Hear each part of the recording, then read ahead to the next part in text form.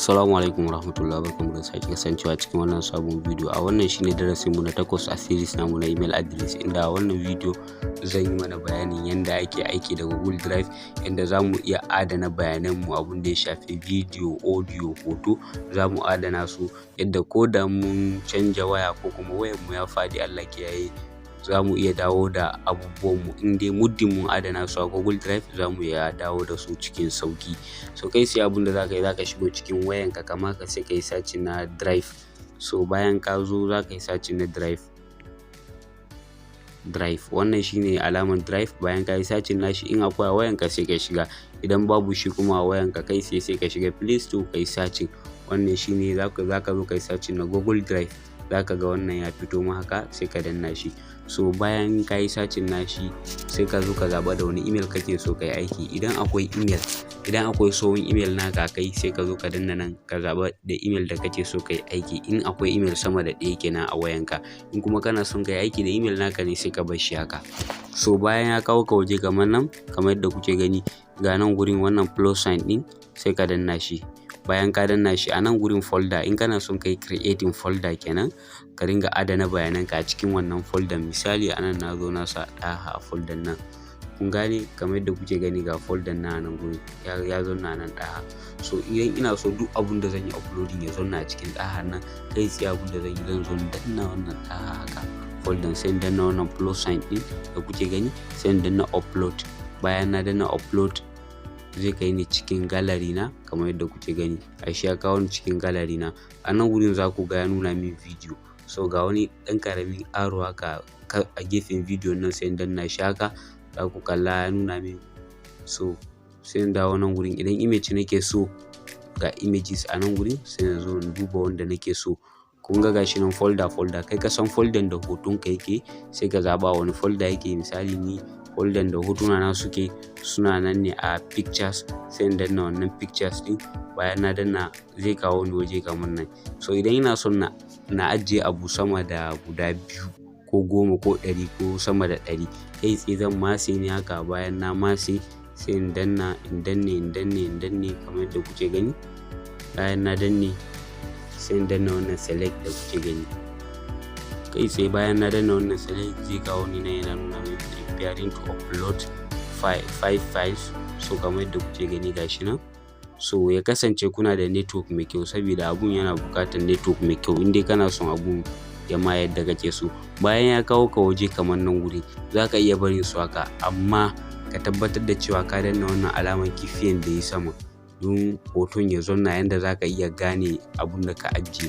Saboda yanzu kun ga a nan gurin akwai hoto na ciki, to ya za a yi in bambance hoto na ciki? Kun ga babu, duka abu ɗaya yake nunawa, sai dai sunan daban-daban ne.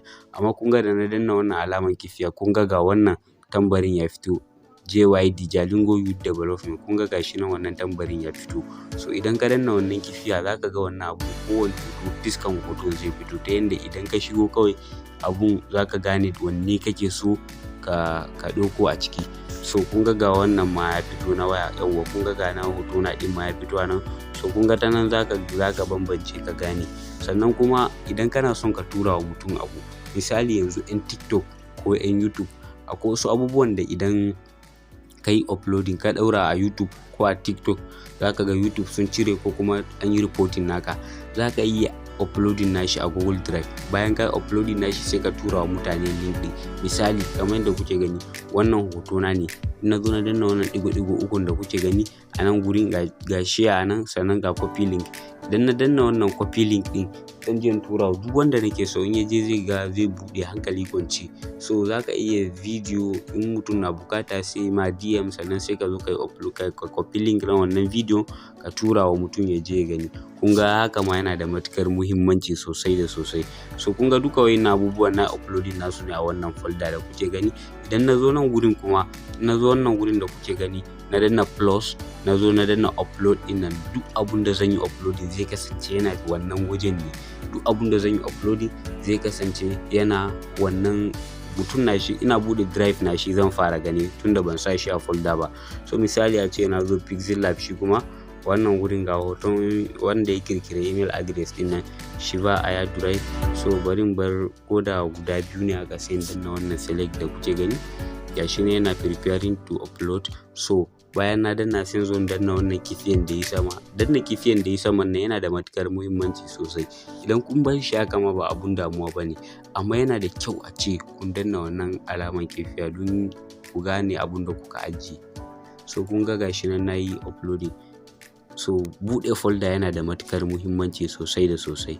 So zan mana bayanin wayannan abubuwa da muke gani a nan gurin. Ga folder shine nake muku bayani, in ka danna shi ka bude folder kenan, kana son ka adana bayanan ka a folder su kasance suna folder.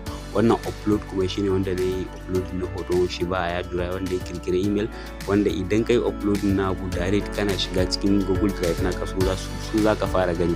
Scan idan ya kasance kana da wani PDF ko kuma wani hoto ko wani abu mai muhimmanci wanda kake son ka adana, zaka yi scanning nashi. Kana scanning nashi zai nuna ma wani alaman good, sai ka danna shi kai sai zaka ga wannan abu ya hau. Sannan ga wannan Google Doc yana nan ne kamar MS Word. Idan kana da, in ka sauke application na Google Doc kai typing naka, maybe ka yi typing, yana nan ne dai kamar MS Word. Ka gama typing naka abun da ya shafi word processing, zaka yi uploading nashi kai sai ka Google Sheet. Wannan Google Sheet din yana nan ne kamar Microsoft Excel. Bayan ka gama adana bayananka a ciki, zaka yi uploading nashi ga Google Slide. So duka da in ka gama zaka adana bayananka. Wannan Google Drive da kuke gani yana da matukar muhimmanci sosai da sosai. Za a iya wayan gari a sace wayan, Allah kiyaye, ko kuma a'a wayan mu ya ɓaci ko wani abu namu ya ɓaci, sannan akwai project namu ko wani abu mai muhimmanci kun ga ba mu adana shi ba. So yana da kyau a ce muna adanawa Google Drive yadda ko da abu ya samu wayan mu ko computer mu, kai sai za mu iya login a wani waya yanzu mu yi downloading na kayan mu. Zaka iya adana video, audio, image, files, komai naka zaka iya adanawa, text file, komai naka zaka iya adanawa. Sannan suna ba da 15 gig ne. 15 gig nan kuma baka isa ka ce ka cinye ba. Kamar yadda kuke gani a nan gurin storage da na danna, kamar yadda kuke gani 25.5 MB of 15 gig. Kamar yadda kuke gani 25.5 MB of 15.0 gig. So kun ga ma ko kwatan 1 gig ma bamu ci ba. Ko kwatan 1 gig ma bamu ci ba cikin 15 gig. Zaka iya adana bayananka da dama a cikin wannan Google Drive. Yana da muhimmanci a ce mu adana bayanan mu don gudun kada abubuwan mu su bata. So duka anan na kawo karshen video.